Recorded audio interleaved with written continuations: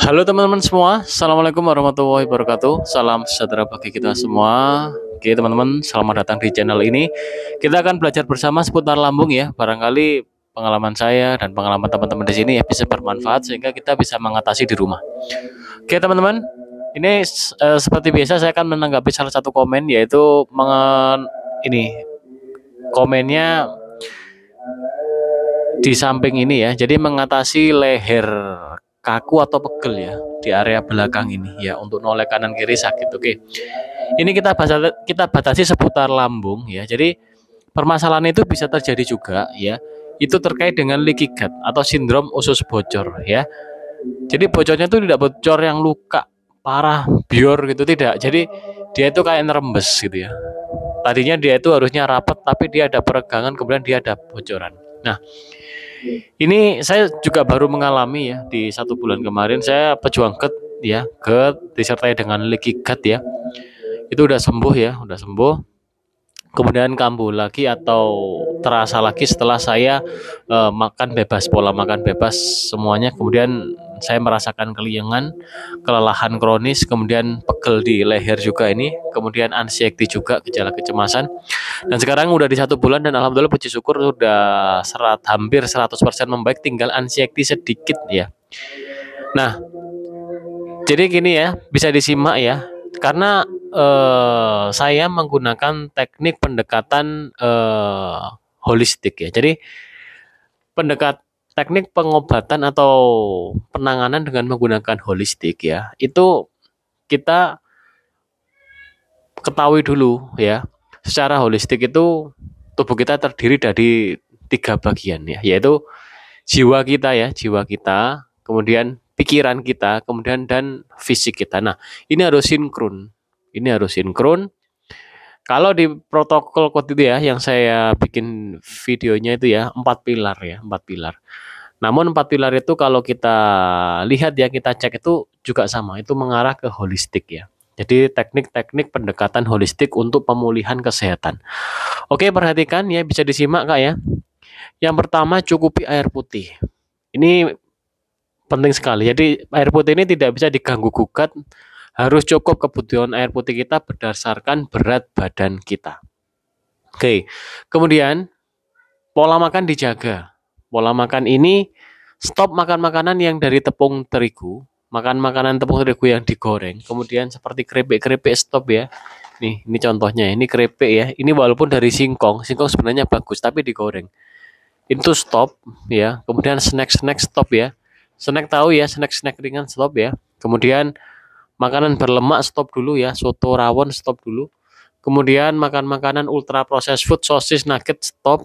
Kemudian makanan bakso, mie ini yang mungkin agak sulit ya, dan bakso juga karena ini adalah makanan yang sangat menjamur sekali di Indonesia. Kemudian kerupuk juga, ini juga sangat menjamur, itu stop. Ya.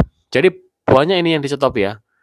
Ini sebenarnya makanan-makanan ini ya, ini kelihatan seperti sulit ya menjaga pola makan karena kita udah terbiasa makan makanan yang saya sebutkan tadi yang harus dipantang. Ketika kita memantang makanan tadi, akhirnya kita yang dimakan apa? Buah, sayur ya, nasi tetap ya, nasi, telur, ayam, ikan gitu. Kemudian buah-buahnya itu juga harus dipilih buah yang mengandung enzim pencernaan. Semisal pisang, pepaya, alpukat ya, kemudian kurma, kemudian madu gitu.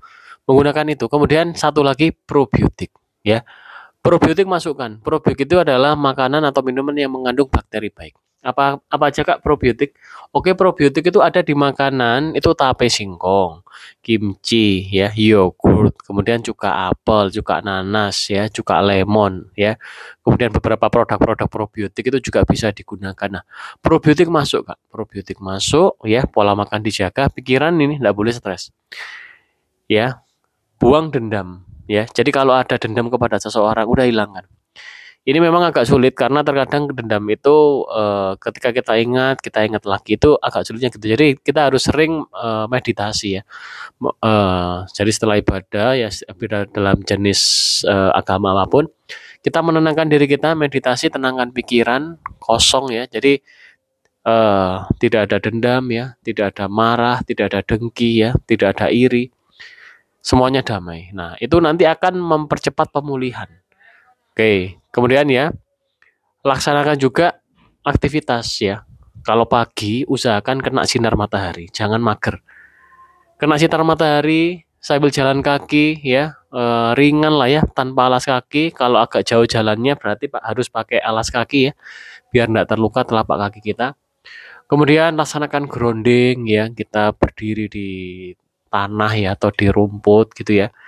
Kemudian pola tidur juga ya.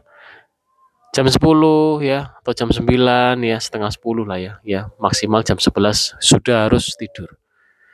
Memang agak sulit ya kalau kita udah terbiasa tidur di atas jam 11, jam 12 ya. Tapi biasakan pola tidur ini agar apa, teman-teman ya? Tubuh kita ini memperoleh ini waktu istirahat terbaiknya, gitu ya. Jadi pola makan dijaga, pola pikir dijaga, ya, pola aktivitas dijaga ya, kemudian pola istirahat dijaga ya.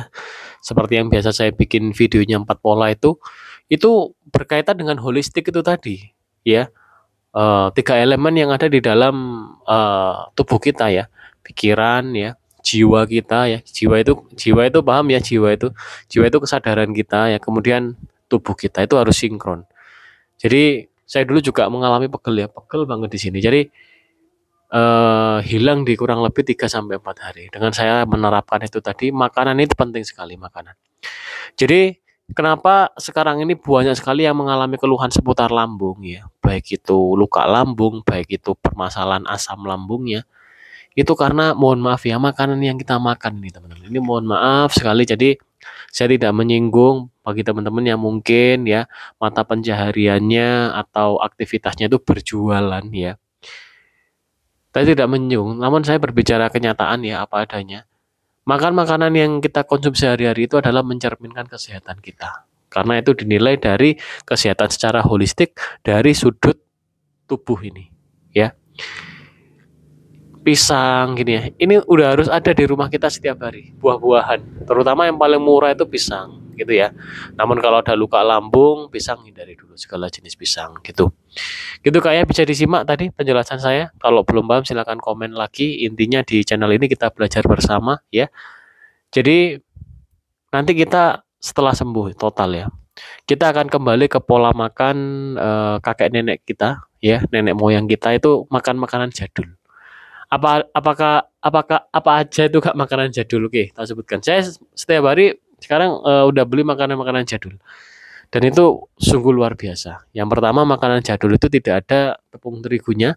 Kita ketahui tepung terigu itu terbuat dari gandum. Gandum mengandung protein gluten, di mana konsumsi dalam jumlah yang terlalu banyak atau terlalu sering ya bisa mengganggu pencernaan kita.